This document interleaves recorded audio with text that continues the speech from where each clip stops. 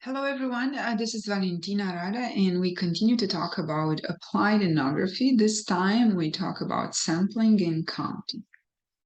And a little bit introduction about sampling in ethnographic research. Palto does a really good job about bringing the past and the present. So he says, he outlines how in the past there was very little discussion of sampling in ethnographic research. Even when researchers talk about many informants, there is still not the need of talking about representative sampling. However, recently, in the past 2-3 decades, given the strong development of quantitative research in ethnography, discussions about sampling strategies increase. What I would like to outline here, sampling doesn't only relate to quantitative methods, but to qualitative as well. So you will see that, and you will just be mindful that you will have to use sampling strategies even if you choose a qualitative research method, and most for sure in ethnographic research. So a couple of key discussions in this presentation may sound a little bit technical. The key areas would be to talk about the random sampling and what are a couple of random sampling strategies, non-random sampling strategies, and then what is actually triangulation. Okay, so about the random sampling strategies, random sampling is also called probability sampling and pertains rather to quantitative methods. Why? Because you're choosing from a large population, and usually you have large samples too.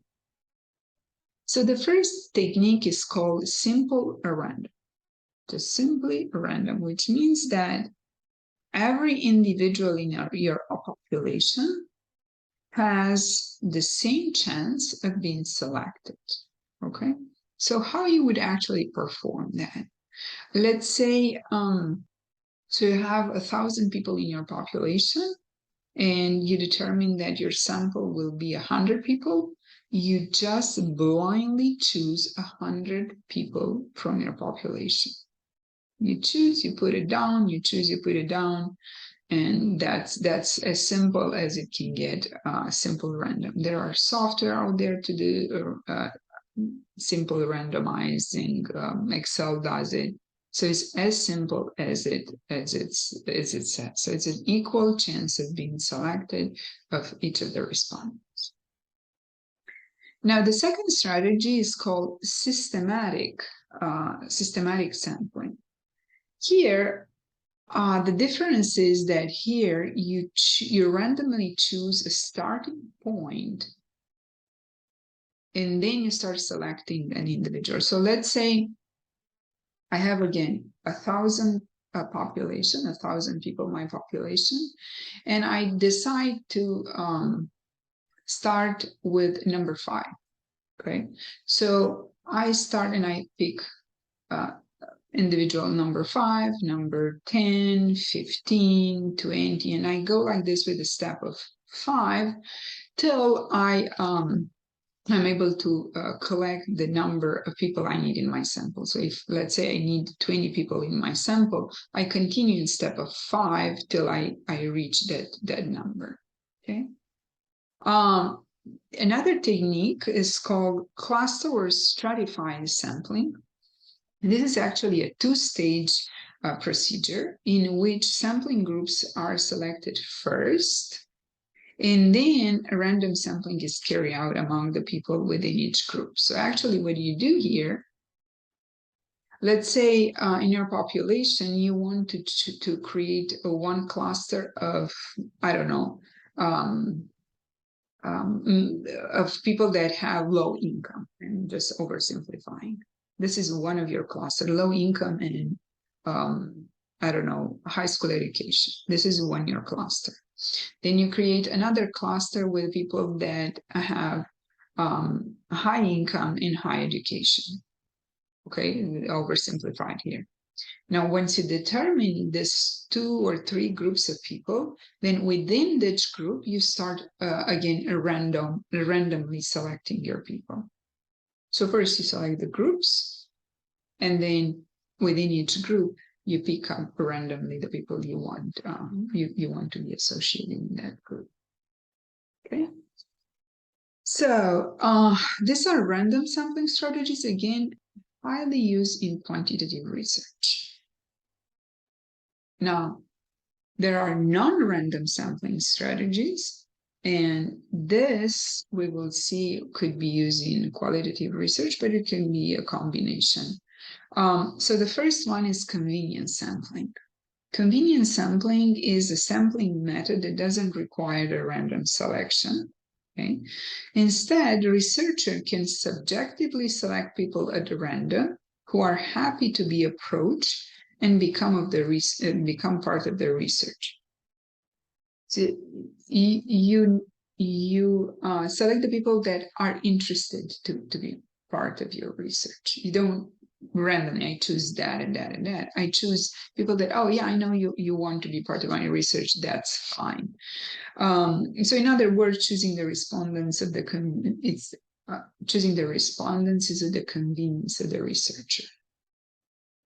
Now, there is another sampling strategy for non-random sampling is quota sampling. The population is first segmented into mutually exclusive groups, pretty much like we do in stratified cluster sampling, just that this group represents the entire population we intend to research. Okay, so let's say our population has 50-50 male-female.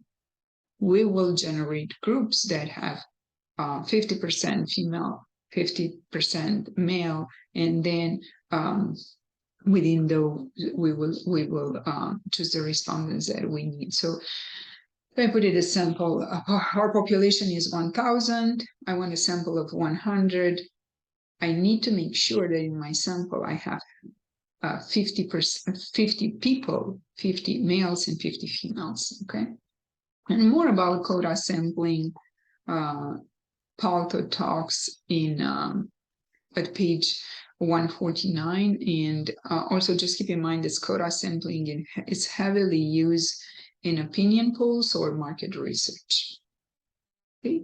The other strategy is no-poll sampling. You start with one person who can help, and then that person will put you in touch with other individuals with similar characteristics. So let's say your research is with doctors with a certain specializations, and you don't know, you don't have an idea who those will be. So you find one of them, and then that person can put you in touch with people similar characteristics to him, let's say.